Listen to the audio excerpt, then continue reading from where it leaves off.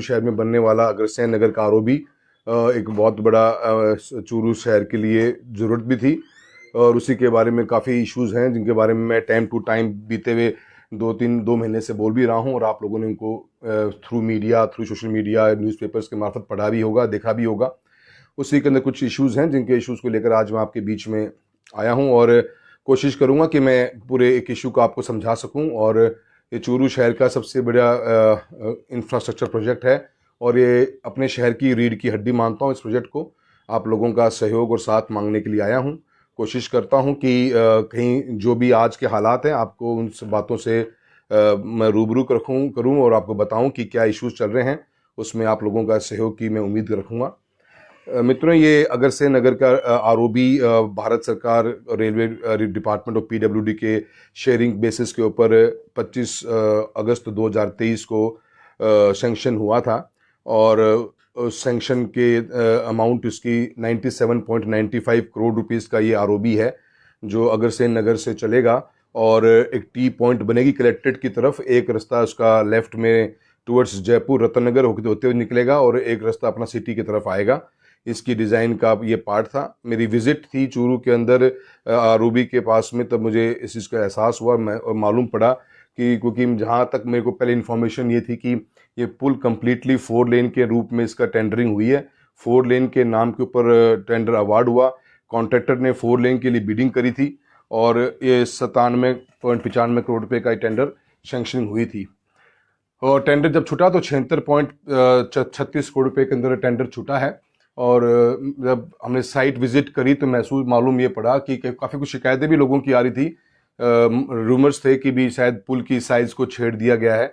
मालूम पड़ा कि टेंडर होने के पश्चात भी ये पुल करीब 550 मीटर टुवर्ड्स अग्रसेन नगर की तरफ जा रहा है, करीब 580 मीटर की तरफ ये टुवर्ड्स रतन नगर की तरफ जा रहा है। और ये दोनों पैच 4 लेनिंग थे, जिस पैच को 4 लेनिंग पैच को बाद में ड्राइंग चेंज करके इसके 1/3 हिस्से को 4 लेन छोड़ दिया है, और 2/3 हिस्से को उन्होंने 2 लेन किया है। हमने इस बात को मेरा गौर से समझा, महसूस किया, और फिर मैंने अधिकारियों से जब बात करी तो मुझे मालूम पड़ा कि राइट ऑफ वे जो होता है, जिसके ऊपर हमें रास्ता बनाना होता है, उसकी लैंड की प्रॉब्लम के कारण वो उन लोगों के इस साइड को चेंज करने की कोशिश करी है।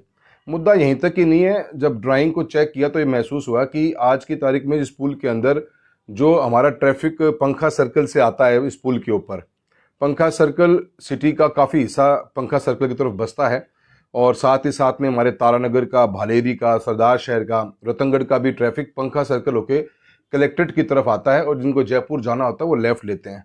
इस पुल की डिज़ाइनिंग में फॉल्ट रहा है, प्लानिंग का हिस्सा फॉल्ट रहा होगा, और फॉल्ट होने के कारण जो डीपीआर बनी उसमें एक्सेस नहीं दिया गया। पंखा सर्कल से पुल पे कोई एंट्री नहीं है।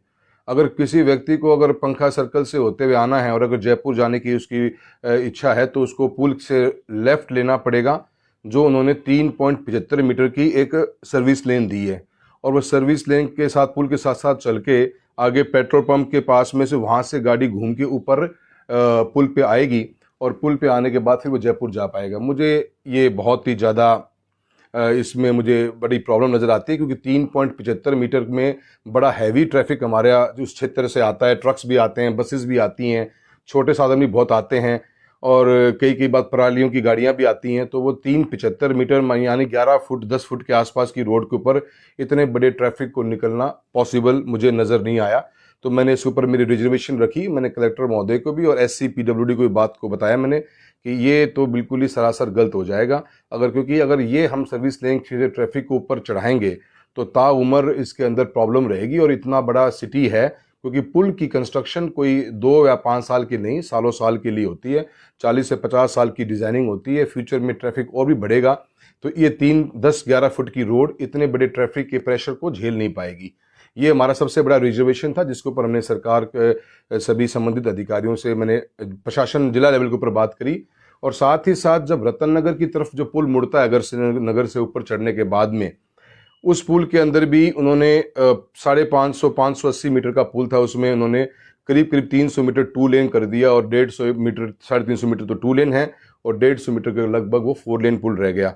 वो भी पुल जब नीचे उतरेगा तो 50 मीटर बाद में दोबारा से हमारा पुराने वाला पुल स्टार्ट हो जाता है, जो आज की तारीख में पिछले 10 साल से भी ऊपर हो गए वो हैवी व्हीकल के लिए बंद है। अब ऐसे केस के अंदर तो वो और भी ज़्यादा चिंता का विषय ये बन जाता है कि पुल से आप उतरोगे फिर दोबारा पुल पे चढ़ोगे, और उस पुल का भी कोई डिसीजन इस प्रोजेक्ट के अंदर लिया नहीं गया। इसका भी रिजर्वेशन मैंने कलेक्टर को भी और एससी महोदय को भी बताया कि भी ये तो बिल्कुल गलत हो जाएगा, क्योंकि अगर हम ऐसे डिज़ाइनिंग करेंगे तो आने वाले समय के अंदर तो हमारे क्षेत्र के अंदर इसमें हमेशा जाम लगेंगे, एक्सीडेंट्स के चांस बढ़ जाएंगे और पब्लिक एट लार्ज बहुत ज़्यादा परेशान होगी। तो उस पर भी हमारा उनको ये दो बड़े इश्यूज इस पुल के ऊपर लगे। साथ साथ में जो 4 लेनिंग का हिस्सा 2 लेनिंग किया वो थर्ड सबसे बड़ा इसका प्रॉब्लम है। इसको लेकर जिले की मीटिंग करने के बाद में मैं जयपुर गया, और जयपुर जाने के बाद 17 फरवरी के आसपास मैंने जयपुर में PWD के सेक्रेटरी जो हैं उनसे, मिस्टर गुप्ता हैं, उनसे मेरी मुलाकात हुई। मैंने उनको सारी बातें विस्तार में समझाई। उन्होंने एक बात को एक्नॉलेज भी किया कि ये तो चीज़ गलत हो रही है, और जो चीफ इंजीनियर ब्रिज है राजस्थान गवर्नमेंट के, उनसे भी हमने बात करी कि ये दोनों चीज़ें अगर आप मिस कर दोगे तो ये पुल हमारे चूरू शहर की आम जनता के लिए नासूर बनने का काम करेगा। पब्लिक बहुत ज़्यादा परेशान हो जाएगी, और एक बार बनने के पश्चात ड्राइंग में परिवर्तन लाना बहुत ज़्यादा डिफ़िकल्ट होगा। इन दोनों मुद्दों को लेकर चीफ इंजीनियर्स ने भी और प्रिंसिपल सेक्रेटरी जो PWD है उन्होंने भी इस बात को माना, और हमने फिर एक प्लानिंग ये करी कि एक जॉइंट विजिट की जाए चूरू के अंदर और फील्ड को भी प्रैक्टिकली देखा जाए। उसी के प्लानिंग करी गई, और 5 तारीख को जॉइंट टीम आई। चीफ इंजीनियर महोदय भी पहुंचे यहाँ पे, उनके साथ में हमने साइट विजिट भी करी, उनको पूरी पोजीशन समझाई, और वहाँ कितना ट्रैफिक आज भी पंखा सर्कल से ऊपर आ रहा है वो भी हमने दिखाया उनको कि कल को आप इस रास्ते को बंद कर दोगे तो ये रास्ता कैसे पब्लिक यहाँ पे आ पाएगी। और साथ ही साथ उस जॉइंट विजिट के बाद में हमने कलेक्टर महोदय से भी मुलाकात करी, और कलेक्टर महोदय को भी इसके बारे में अवगत कराया, और कलेक्टर महोदय ने भी इस जॉइंट टीम के साथ में एक मीटिंग करके ये फैसला लिया गया कि राजस्थान की सरकार को इस प्रपोजल भेजा जाए कि हमारी जो पहली डिमांड है वो हमारी पहली डिमांड ये रहेगी कि पंखा सर्कल से भी हम एक पुल को एक हम फ्लाईओवर के साथ कनेक्टिविटी ऊपर टॉप पे करें। हमारा करीब 550 मीटर का एक रैंप बनके जो पुल रतन नगर अग्रसेन नगर से आ रहा है और पंखा सर्कल और जो कलेक्टेड सर्कल है उस पर आके कनेक्टिंग हो, इस तरह का हमारा एक प्लान हमने उनको ये एक सजेस्ट किया कि एक प्लान तो आप ये करिए। सेकंड, जो रतन नगर की तरफ हमारा पुल नीचे उतर रहा है उसको नीचे ना उतार के उसको एलिवेटेड किया जाए, और एग्जिस्टिंग जो पुल है जिसको सालों साल तक PWD ये बात मानता रहा कि इस पुल को डिसमेंटल करने पड़ेगा, IIT की टीम्स भी आई और इसको डिसमेंटल करने की बात चल रही थी। आज उस बारे में बात की जाती है कि वो अभी सरकार ने कुछ दिन पहले घोषणा करी है कि 20 करोड़ रुपए सैंक्शन करें उसके रिपेयर के लिए, उसको चेंज करने के लिए। तो हमने दूसरा सजेशन उनको ये दिया है कि इसको आप रिपेयर करें, डिसमेंटल करें, जैसे भी टेक्निकल जो भी डिपार्टमेंट बोलता है। और जो रतन नगर से जो पुल अग्रसेन नगर से आ रहा है उसको एलिवेट करके उस फ्लाईओवर से क्रॉस करा के उसको आगे चूरू DTO रोड की तरफ उसको निकालें तो पूरी एक सिंगल कनेक्टिविटी बन जाएगी। हमने ऐसा ही कि ये प्लान बनाया है। आज की तारीख में मैं आपको थोड़ा नक्शा दिखाना चाहूँगा। आज की तारीख में हमारा जो ये पुल है यहाँ से रैंप उतर रहा है नीचे, 50 मीटर चलने के बाद में दोबारा चल रहा है, और फिर यहाँ से ये भी हमारा एग्जिस्टिंग पुल है रतन नगर रेलवे क्रॉसिंग का, और फिर ये नीचे उतर रहा है। हमने सजेशन किया कि पिलर पे चलेगा, रेलवे लाइन को क्रॉस करके फिर आगे उतरेगा। इसके उतरने से अपने को बहुत बड़ा फ़ायदा ये मिलेगा, आप समझेंगे इस बात को कि इससे अपने को फ़ायदा ये होगा कि अपनी पूरी की पूरी ये जो ट्रैक है ये 4 लेनिंग हो जाएगी, और 4 लेनिंग होने के बाद में ये टूवर्ड्स DTO ऑफिस उतर जाएगी। इस मकसद से हमने एक ये प्लान हमारा कलेक्टर चूरू महोदय के मार्फत से हमने SC जो चीफ इंजीनियर ब्रिज है उनको भी दे दिया है। और साथ ही साथ में अभी हमारा एग्जिस्टिंग पुल की जो स्थिति है अपन ये देखेंगे, ये अपना अग्रसेन नगर है, और अग्रसेन नगर से हम यहाँ आते हैं, यहाँ से हम चूरू सिटी में जा रहे हैं, फिर यहाँ से अभी ये हिस्सा जो चौड़ा है ये 4 लेन है, फिर ये 2 लेन हो जाता है। ऐसे ही ये रतन नगर की तरफ जा रहे हैं, ये 4 लेन है, फिर ये 2 लेन, और फिर ये अपना एग्जिस्टिंग ब्रिज है, ये इतना गैप है। अभी हमने जो प्रपोजल दिया है उनको कि पंखा सर्कल से जो रोड आ रही है वो भी यहाँ पे पुल पे आके ऊपर मिले। इसके मिलने से अदरवाइज उन्होंने भी क्या प्लानिंग करी है, यहाँ से आके यहाँ आप लेफ्ट लो 10 फीट की रोड के ऊपर, आगे जाए घूम के आओ और फिर पुल के ऊपर चढ़ो। ये जो चीज़ हो रही है ये एक दो दिन की तो बात होती है, महीने दो महीने की बात होती है, तो हम समझ जाते हैं ये ताउम्र की खेल हो जाएगा। इसलिए हमारी पहली डिमांड कि पंखा सर्कल से भी कनेक्टिविटी हो और इस कनेक्टिविटी को भी हम स्ट्रेट अवे में सीधा एक एलिवेटेड रोड के मार्फत से आगे लेके जाएं, ये हमारा प्लान है। साथियों, ये वो मुद्दे हैं क्योंकि चूरू के अंदर डेवलपमेंट पे लेके हमारा जो फोकस रहा है, इसमें कई कई बार राजनीति बीच में आती रहती है। हमने आज की तारीख में पहले भी जो फ्लाईओवर बना उसके साथ भी उसके अंदर भी बहुत कमियां रहीं और कमियां होने के कारण 10-12 साल से वो पुल हैवी ट्रैफिक्स के लिए बंद है। हमारे चूरू के अंदर अनेकों डेवलपमेंट के प्रोजेक्ट्स आए। मैं इसको पॉलिटिकल इशू नहीं बनाना चाहता, पर मैं ये तो जानता हूँ कि एक सांसद होने के नाते मेरी जिम्मेदारी है कि मैं आप मेरे चूरू के जितने शहर के निवासी हैं, आसपास के गांव के लोग हैं जो इस रोड को रोज़ यूज़ करने वाले हैं, उनके लिए मेरा फ़र्ज़ है कि मैं आप लोगों को इसके अवगत कराऊं, रूबरू हूं आपसे और ये बताऊं कि ये लिटरली बहुत बड़ी प्रॉब्लम है। और इस प्रॉब्लम के अंदर मुझे आप लोगों का साथ भी चाहिए। हमने सरकार के सभी एजेंसीज को इसमें इन्वॉल्व कर लिया है। PWD के चीफ इंजीनियर से मुलाकात हुई, चीफ इंजीनियर ब्रिज के साथ में मुलाकात हुई, प्रिंसिपल सेक्रेटरी से मुलाकात करी, डिस्ट्रिक्ट लेवल पे कलेक्टर महोदय से मुलाकात करी, SC से मुलाकात करी है, सबको अवगत कराया है और हमने इनको यही गाइड किया है कि आप इसकी ड्राइंग को चेंज करिए। 20 करोड़ रुपए की आपने सैंक्शनिंग कर दी है पुराने पुल के लिए।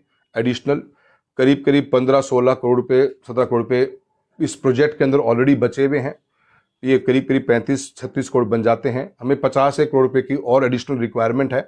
50 करोड़ रुपए हमें और एडिशनल मिल जाते हैं तो ये 80-90 करोड़ रुपए का ये टोटल प्रोजेक्ट हमारा कंप्लीट हो जाएगा और ताउम्र चूरू शहर के लिए एक ये फायदे का काम करेगा। राजनीति से ऊपर उठकर इसमें कोई मेरा या तेरा नहीं, किसी की वाई लूटने का काम नहीं, पर ये आम जनता के हित का काम है। पहले भी 2-3 ऐसे प्रोजेक्ट्स इस सिटी के अंदर आए जिनकी साइट लोकेशन जो आइडेंटिफाई की गई, वो साइट इतनी गलत थी कि उस साइट के लिए आज भी वो प्रोजेक्ट्स, वो एसेट्स आज भी यूज़ नहीं आ रहे। मैं उनके बारे में आज इस लाइव सेशन पे चर्चा नहीं करना चाहता, पर मैं आप लोगों के लिए, आप लोगों से आपका सहयोग मांगने के लिए आया हूं।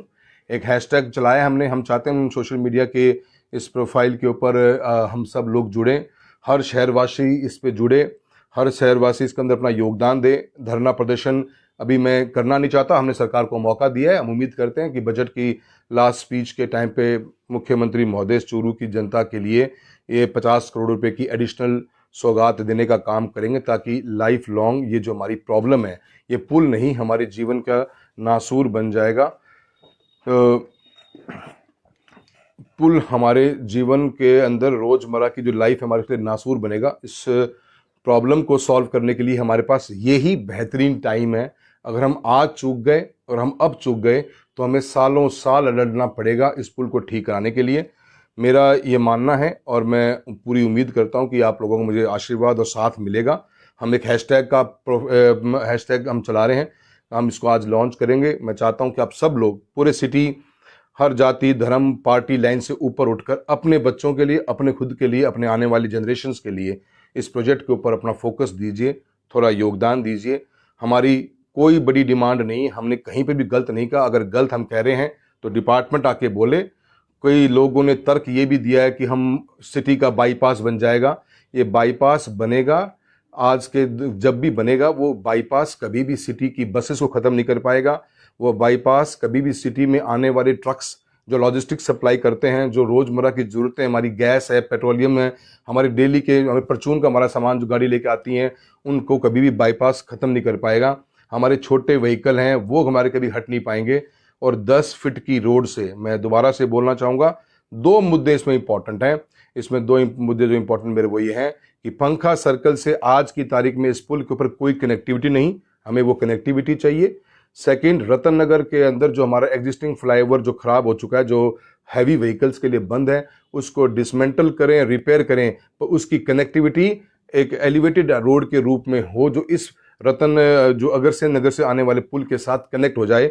वरना 50 मीटर उतरो फिर 50 मीटर बाद दोबारा चढ़ो, वो वाला इशू हम नहीं चाहते। तो दोनों कनेक्टिविटी, 2 हमारे सबसे बड़ी डिमांड है।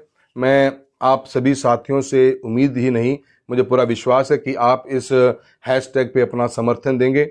हम एक पिटीशन भी साइन कराने की सोच रहे हैं, ताकि इसको हम, ये जरूरी नहीं कि हर बार हम बदलते हुए माहौल में वैसे जी रहे हैं। आज सोशल मीडिया का ज़माना है, हम अपनी वॉइस को रेज करने का हमारे पास में एक बहुत बड़ा प्लेटफॉर्म है।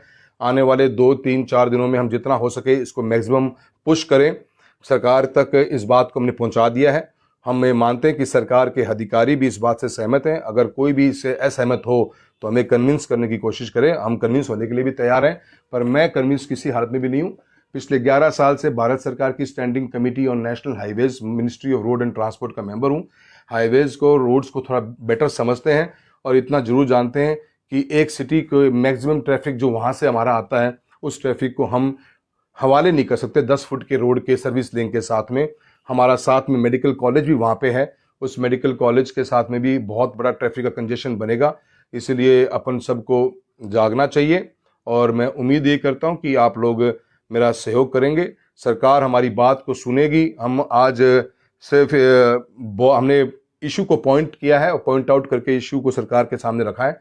सरकार हमारी बात नहीं करेगी, नहीं मानेगी तो हम अपने अलग रास्ते अपनाएंगे। पर आज मैं चाहता हूं कि चूरू शहर जो हमारा शहर है, इस शहर का एक बड़ा प्रोजेक्ट आ रहा है। इस बड़े प्रोजेक्ट के अंदर जो गलतियां जो डीपीआर बनाने के समय पे हुई हैं, जो गलतियां आज अधिकारी कर रहे हैं, जो उनको पता है वो बंद कमरों में तो हाँ भी भरते हैं कि यहाँ ये गलत हो रहा है, उनको हमें आज रोकना है। हमारे आने वाले कल के लिए रोकना है। आप लोगों का सहयोग मांगता हूँ। ये आप अवश्य इसको समझ लें। हमारी डिमांड पंखा सर्कल से आने वाले इस रोड की एक इम्पॉर्टेंट है हमारी ये, और सेकंड हमारा ये एलिवेटेड रोड जो हमें रतन नगर की तरफ जाने वाला चाहिए। आप लोगों से उम्मीद करता हूं कि इस हैशटैग को आप जितना ज़्यादा हो सके पुश करिए, सपोर्ट करिए चूरू के लिए, चूरू के आरओबी के लिए। सब खड़े होइए, stand up for Churu ROB. बहुत बहुत धन्यवाद।